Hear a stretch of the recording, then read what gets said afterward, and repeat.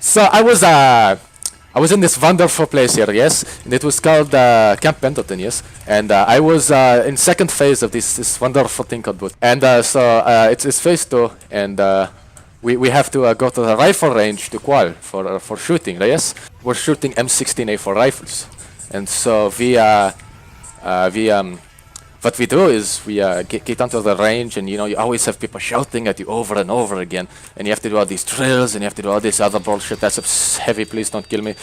And you have to do a whole bunch of random stuff, and it sucks, by the way. And don't do it, I swear, it sucks. And so we're there, and we get through all the drills, we get through all the blah blah blah, the classroom and all that, and it was boring, but it was also fun because it brought up a platoon together. And so we're going through it. We're doing it. We finish the classes, and so we finally get to the range and shoot. So the first day, it is we just get a whole bunch of rounds at random ass distances up to 500 meter, and so the first one was I think it was 200 meter, and so and we have to do it in a whole bunch of different random positions. So the first is sitting, there's also a prone, and then standing as well. So the first one we had to do it in was sitting, and so you have to sit in a really weird way, and it strains your ankle very very bad, and it's annoying and it hurts. But you have to do it because otherwise you don't shoot as well, and you need to qual. Otherwise, you don't make it, and you have to wait a week to continue, and you don't want to wait a week to get out of that hellhole. And so I get down into the sitting, and my ankle starts hurting, and I take aim, and it's only 200 meters, so easy shot, and then I got the bullseye. I was pretty happy. So yeah, that was the time I fired my first weapon. So there was this one time I was in the bathroom, yes, and in the bathroom, you have to take shit, because you take shit because you want to get all of the shit out of your system, so you can don't die, and so you can shit again, yes. So I'm going to go take shit, and I'm going to go take shit, and I sit on toilet, and I take my shit, and I realize midway through the shit, I'm like, I have no toilet paper, and so I'm finishing the shit, and I have no toilet paper. Thankfully, this is like one of those fancy places, and it has like 4 or 5 stalls right next to me. Only 2 next to me, but there's 4 or 5 in the whole restroom, yes. And so what I do is I listen for a while, and I don't hear anything from any of the stalls next to me. And so I pray a little bit, and I reach over to the next stall over, and I reach in and go and see if I can get some toilet paper. And I'm reaching over, and I grab something. I'm like, oh, it must be the toilet. And so I grab a little higher up, a little to the side, and I find the toilet, and I think I find the toilet paper. But I suddenly hear something from the next stall, and I do this like, excuse me, sir, can I help you? And I'm like, can I get some toilet paper? And he's like, yes, and he hands me a roll. And yeah, that's my bathroom story. Yeah, it was pretty fun. Okay, so this is a story about my first pet. Yes, so I'm so I'm at. So I'm at this wonderful place called not Toy Story. Wow, my brain is going places. It's called what Petco? Yeah, Petco. I'm at Petco because I think my brother wanted a pet rock or something stupid. Anyways, I'm at Petco, and I'm like really young, like younger than I was in the first story. And I was like maybe 10, 11, and I wanted a pet because my brother was getting a pet rock. I wanted something too. There is an accent because true story. If not true story, no accent. Sorry. So I'm at Petco, and my brother getting pet rock. So I want pet something too. So I'm looking around, and I see mice or rat, not mice. So I see rat. I'm like, ooh, rat look cool. And I give my like little 9-year-old eyes or 7, I don't remember what I said my age was, to my parents, and they're like, he's getting a pet rock. We might as well get him a pet rat. Why not? And besides, it'll teach him responsibility and like important stuff you need for a life lesson. Yes. And so I get pet rat, and I bring home, and I bring pet rat home, and I have to be responsible. I have to take care of rat. It's weird.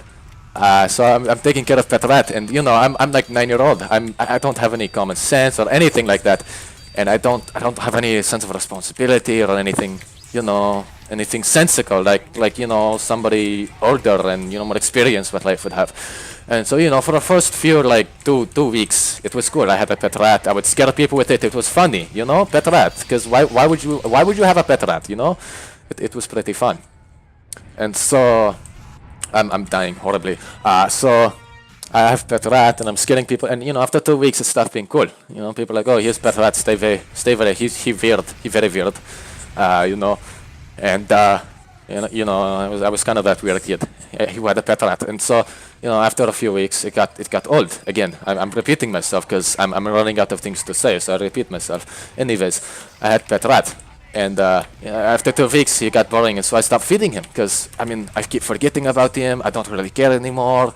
He's not cool until one day, I take him out of his cage to play with him because I remember I have pet rat. I can play with pet rat, and I go to cage, and it turns out he was dead. I was pretty sad. He was dead, pet rat, and that was my first pet ever, and it was pretty exciting. So there was this one time, no accent this time because I'm making up a story, right? Hey, so there was this one time, I was like chilling at home, and it was pretty nice, and I got like AC going, and it was cold and everything, and I don't like the cold, so I figured, what?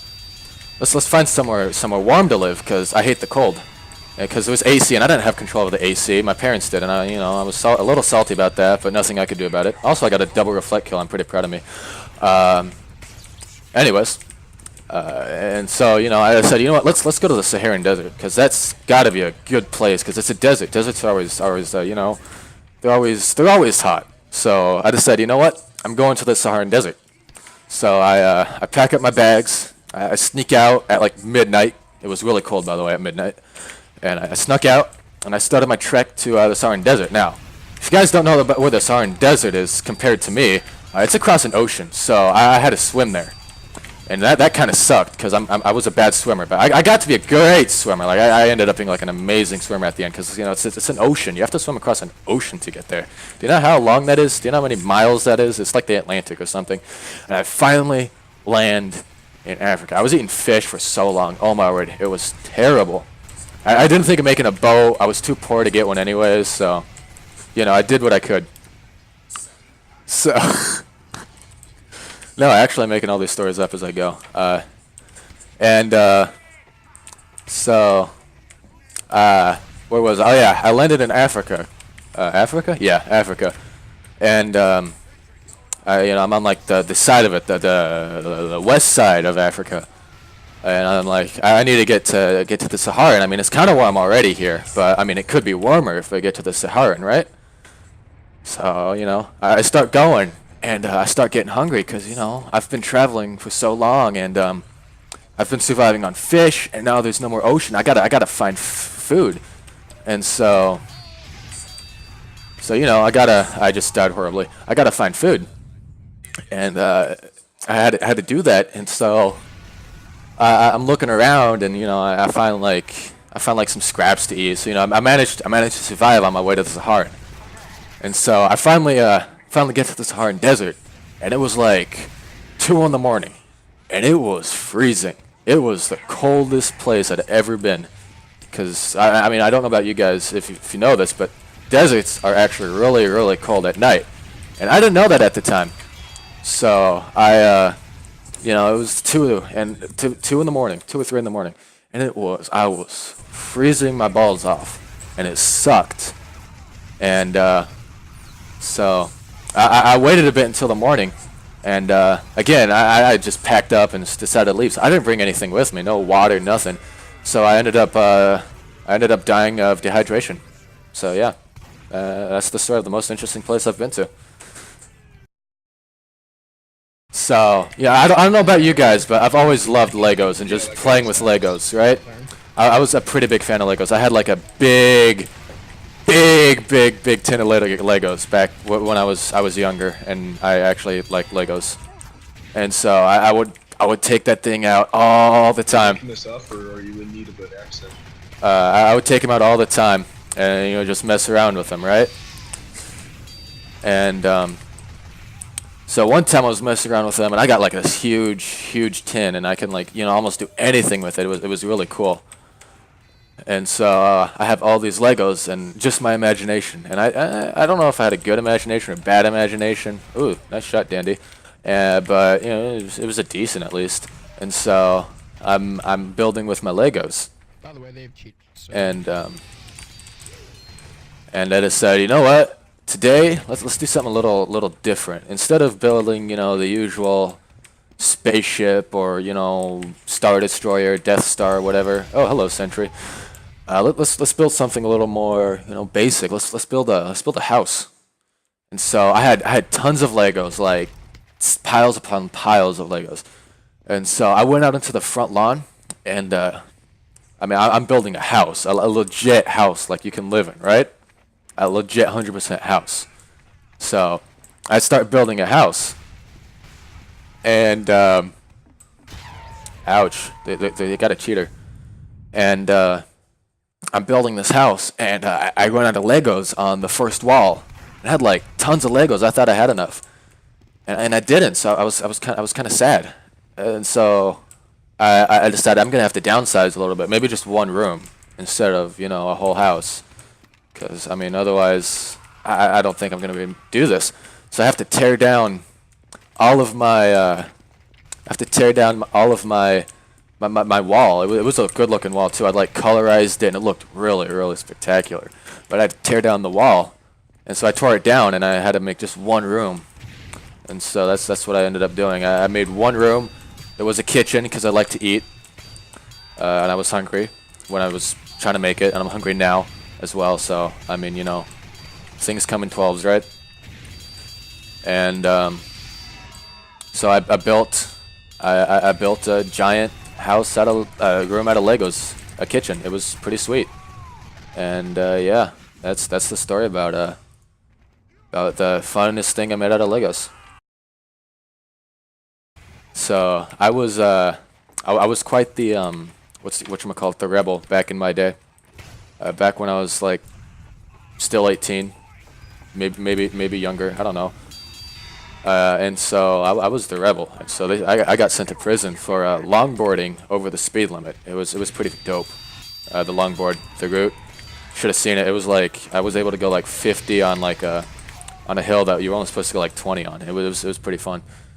And so I went to prison. It wasn't that big of an offense or anything, right? Just because I was just longboarding, and so I didn't go to like a big terrible prison. I just went to like one of those small ones, and so I'm chilling in prison, and it's chow time, right? It's time to go eat, and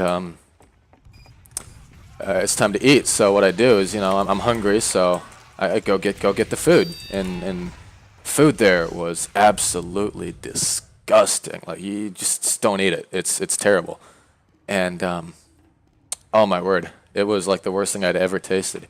It tasted like baby food, and like somebody put iodine in it, and oh man, it fed me. I stayed alive for like the 2 days I was in, but it was terrible. Yeah. So I'm going to tell a story about favorite food, yes. And so it was, I forget what time it was. It was like late at night. And my favorite food, for you guys who don't know, is spaghetti. And spaghetti is very good. For those of you who don't know, spaghetti is like the best food in the world. That's what's my favorite food. Why else would it be my favorite food? And so I go to we had spaghetti for dinner that night, and I ate it, and it was good. And it was tasty because it's spaghetti, and the sauce that my mother makes is like delicious, and it is really good. The noodle spell. And so it's bedtime, and it's like, I don't know, really late at night, and I'm tired, but I'm also hungry. I'm very hungry, and so I decide, you know what I'll do? I'm going to go sneak out and get spaghetti, because I wanted spaghetti and I was hungry, and spaghetti is good, because I mean, why wouldn't you like spaghetti? And so I go to the kitchen at like, I don't know, it was like 11 at night. My parents were asleep. I sneak out, but the only issue is my parents' bedroom is right next to the kitchen. And so I have to sneak in, sneak out. And like if the light goes on, they leave their door open. So if the light goes on, they're like immediately alerted. So I have to find my way through the kitchen at night, and that was a pain. But I made it to the fridge, which is like at the very far end of the kitchen. So it made it even harder to get to. Yes. And so I make it to the fridge, and I open it, and I'm looking for the spaghetti. You know how the fridges always have the lights. So I opened it up so I could see everything in there. It was wonderful. It was nice from the dark kitchen, and I'm getting food from the fridge, and I get my spaghetti, and I start sneaking my way out. Again, the light just turned on. I lost all of my night vision, so I can't see a damn thing. Yes. And so I'm like completely blind. So I'm like tripping over everything. Like I'm making a ruckus. It is terrible. And so I'm like, at this rate parents will find out. And so I just make a beeline. A beeline, that's the word for it. A beeline for my room. And I make it inside with the spaghetti in a container, had the spaghetti sauce and everything. And I made it in. And I'm just sitting there with my spaghetti because the spaghetti is good. And I start eating it, and I hear something at the door. And my dad walks in, and we've never had spaghetti again for like another month. It sucked. So it was this one time that I was looking up some really good internet memes, and I saw this one that looked really good. But the only issue was it was exclusive to Russians, and I couldn't get it no matter what I tried. I tried changing my location using like some weird configs or whatever. Nothing worked. I couldn't view this meme. I wanted it so bad though. So what I had to do is what I ended up doing is I ended up infiltrating the Russian government. So what I did is first off I got a ticket to Russia. I dressed up like a bear on a unicycle because Family Guy told me that's what all Russians looked like. And I needed to blend in because I got to infiltrate, And so I tried to, I did that and I blended in. It was perfect. I got off the plane. Nobody said anything, but I realized I knew no Russian. So I had to pretend I was mute this whole time, and it sucked. But anyways, so I'm pretending I'm mute, and it sucks. And I had to get to this meme. And nobody had a computer except for the government. So I like legit had to go to the government and figure out how to get to one of the computers. And so I get in, I'm getting into the computers, I'm looking around, and I'm inside, and I gotta be sneaky. I'm sneaking around. You can hear like the Pink Panther music going off in the background. It was pretty cool. I almost got caught a couple of times for playing that. It was fun. It was worth it. And it was really quiet. I should have worn headphones, but I didn't because I'm an idiot. And so I managed to get in somehow. I honestly don't know how I got in, but I got in, and I'm in the Russian government, and I get to one of the computers, and it has a password on it, so I couldn't get in. So I still couldn't see the meme, and it sucked. Because I really wanted to see, because it looked really good. I'd already wasted money to get a plane ticket, a bear costume with a unicycle, and everything. I also had to learn how to ride the unicycle while in a bear costume. That was difficult. I'll tell you that much. That was really hard. That was probably the hardest part. The plane ticket was easy. Pretending I was mute was all right. But I got in, and it was I just couldn't not keep trying. So I tried another computer. All of them were locked. All of them were password locked. And I didn't take a picture of the meme because I couldn't get to it. It just looked good. That's all I knew. I couldn't get to it. You know, I just heard it was like the best. Yeah, yes, I heard it was the best, and I really wanted to see it. And so I started guessing passwords, and it was like you have 5 tries before like you die because the computers are like outfitted with special equipment that kills people if they try too much. And so I'm like, crap. So I got it. I kept trying until there was like 1 try left, and I'm like, okay, let's try something stupid. So I tried typing in Karl Marx because he was like a great Russian leader or whatever, and it said, sorry, wrong password, but you true to country, so you get in anyways. Like they had weird computers there, I swear. And so I got in anyways, and I went onto the website. I looked for the meme. I found it, and oh my word, best one I ever saw. And then I'm getting off because I got to get back to the States, and I realized the ticket wasn't round trip, and I couldn't get out. So I had to sneak my way out of Russia in a bear costume because otherwise I'd be found out and like go to like camp or something like that. But I managed to sneak out of Russia, got out of my bear costume, ran away, and I somehow made it back home. So that's the story of how I infiltrated the Russian government. So this is a story about how I defeated the Third Reich all by myself. Okay. So I think I'm pretty patriotic. I'm up there. And I just, I love patriotism, and during the, and I was like, you know what, I'm gonna go out and I'm gonna defeat the Third Reich, because I felt like it, it was just like, it was something I did back then. It was just stuff I did, and so it was just like a hobby. I like just doing random stuff for no reason. So I got a plane ticket over to Germany, and at the time I had blonde hair, blue eyes, so I was fine. Everything checked out. They thought I was German and everything, and so I got in, and I had to defeat the Third Reich. So what I did is I'm in there, and I'm sneaking around. I'm like, I'm in the Third Reich, and I get to one of their like accounting computers. It was like the computer that like held all their information for everything.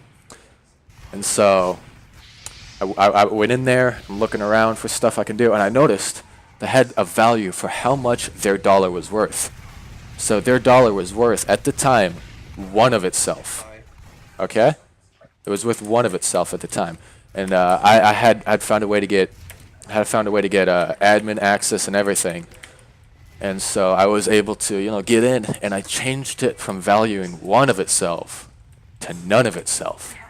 And it caused like major government blow-ups, and like everything went south. And that's how I defeated the Third Reich. So this is about my experience on United Airlines, right? So I need to go like across the country sometimes because I work as a traveling salesman.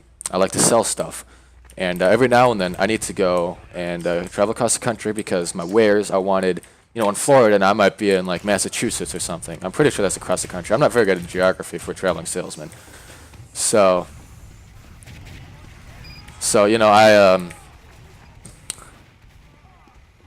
hello demo. So I need a plane ticket, and the cheapest one I can find is United Airlines. I'm like, oh, all right, cool, United Airlines tickets, and I can get there really fast. It was a flight for tomorrow, for the next day, not tomorrow, wow, the next day, and I'd get there in a day, so I'd be able to get where I needed, start making more money as soon as I got there. So I get there, and I get to the airport, and I get into the plane, and suddenly over like the little captain's loudspeaker is like, hey, yo, we got too many people here. We're gonna need people to get off because we're a-holes. I'm like, oh, okay, great. And I'm like, I need to get there now because I'm a traveling salesman. People want my wares. I need to make money. I need to stay in business, So I'm like, yeah, I'm just gonna sit here and pray they pass me by. And they're like, okay, we don't have enough volunteers. We're gonna start, getting people voluntarily, right? And I'm like, okay, just fingers crossed I don't get called because I need my business, I need my life, you know?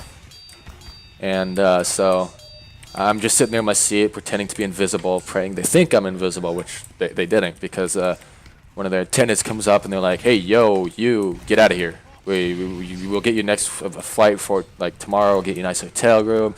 You know, it'll be really cool and it'll be free. The repricing will be free. And I'm like, oh, cool, a hotel room and everything. So I'm like, oh, okay, cool. So I'm like, you know what? This can wait a day. I might as well just, you know, wait a day. And so, you know, I waited a day. The hotel room was very, very nice, by the way. It was like one of the nicest I'd ever been to. I stayed there for the night, and I go onto the plane the next morning. And captain comes over the loudspeaker. Hey, you, people in the plane. We got too many people in here. You know, we're gonna have to kick some people off. Or unless you want to volunteer. I mean, you'll get a nice hotel room for a night and all that stuff. And I'm like, I got this. I'm signing up right now. I want that hotel stay. They gave me food. They gave me lodging. It was nice. I'm going. I want this. I want this. I am going to this hotel room. It's a nice hotel room. I don't have to pay for anything. I get free food. I'm like, I'm going. And so I'm like, sign me up. And so I get the hotel room again. I get the hotel room for another night. And it was sweet. It was sweet. And I'm like, all right, my next plane flight's in a week, so I got a complete week off doing whatever I wanted in this hotel because I couldn't afford to go anywhere else. I got food, I got lodging, I had everything I needed in the hotel. I couldn't go anywhere else. I had no money whatsoever, but just for a whole week until I got to the next plane flight. And so the week passes pretty quickly because it was pretty cool. It was a nice hotel. They had like a lobby for video games. And so I just pretty much did that and ate the whole time. It was wonderful. And I go back to the airport to United Airlines, and so I get onto the plane again, and captain comes onto the loudspeaker and he's like, "Hey, we're gonna need some people to get off the plane. We're overbooked." You know, I'm like, okay, I should probably actually do something now. Because I mean, I need this job. I need my money. You know, video games are all and good, but I mean, I just did that for a week. I need money. I don't want to just, you know, survive on, you know, this my whole life. Because obviously, sooner or later, the flight's not going to get booked. You know. And so I'm like, okay, all right. I'm not going to volunteer this time. And so I didn't volunteer. And unfortunately, captain comes on again and he's like, hey, yo, people in there. Not enough people volunteer to get off, so we're gonna have to pull some of you guys out forcefully, you know, like an exact repeat of last time. And I'm like, I really need to get to my work, and they come to me, and I'm like, oh please no, not again. I like have a job. I've already put it off for like over a week. I need to go. And they're like, I'm sorry, sir, but you were just the luck of the draw. And I'm like, but I really need to go. I mean, I have a job. And then they're like, no, sir, we need you to get off. So, you know, I kind of dragged my heels a little bit, and I decided, you know what? I'm going to hide in the cargo hold. So, they were still loading the, they were still loading up the luggage. And so I managed to sneak into one of the luggages, right? I snuck in there, and I was just hiding in one of the luggages, and I got in, and I got to Florida, and I got off, and yeah, that's my adventures on a United Airlines. Yeah, but I died a lot during that time, so I'm not complaining. Yeah, that makes sense.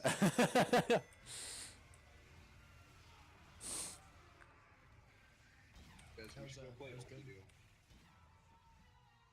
Yeah, you want to cut it off? Yeah, are we calling it a day?